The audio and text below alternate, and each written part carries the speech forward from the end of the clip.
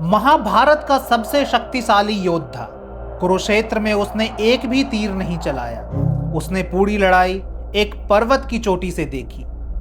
ये उसकी सजा नहीं थी, ये उसका चुनाव था। बर्बरीक, घटोत्कच का पुत्र, भीम का पोता, उसने एक वरदान प्राप्त किया था, 3 बाण। 3 बाणों से वो कुरुक्षेत्र का युद्ध कुछ ही पल में खत्म कर सकता था। और उसने एक प्रतिज्ञा भी ली थी, हमेशा हारने वाले की तरफ से लड़ूंगा। युद्ध शुरू होने से पहले भगवान कृष्ण एक ब्राह्मण के वेश में आए। उन्होंने पूछा, तुम किस तरफ से लड़ोगे? बर्बरीक ने कहा, जो हार रहा होगा उसकी तरफ से। भगवान कृष्ण रुक गए।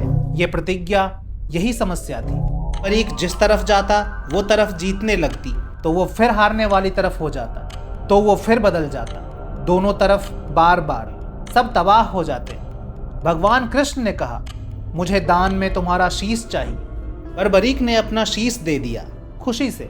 बर्बरीक के पास इतनी ताकत थी, वो अकेला पूरे कुरुक्षेत्र का फैसला कर सकता था। लेकिन वही ताकत उसकी सबसे बड़ी कमजोरी भी थी, क्योंकि जब कोई हमेशा दूसरी तरफ जाने को तैयार हो तो वो किसी का सच में साथी नहीं बन सकता।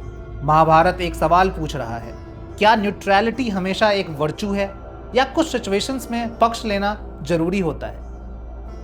हम सबके पास बर्बरीक वाला कोई ना कोई मोमेंट आता है। मैं दोनों तरफ सुनता हूँ, मैं किसी एक को सपोर्ट नहीं करता, मैं न्यूट्रल हूँ। कभी कभी ये विजडम होती है और कभी कभी ये सिर्फ एक अनकंफर्टेबल साइलेंस होता है।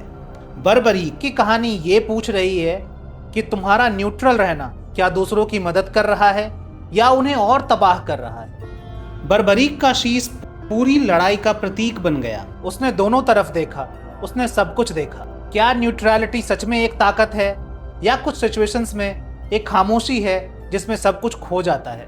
कमेंट में बताओ और अपनी दलील भी दो। और ऐसे ही कहानियां सुनने के लिए द मॉडर्न व्यास को फॉलो करो।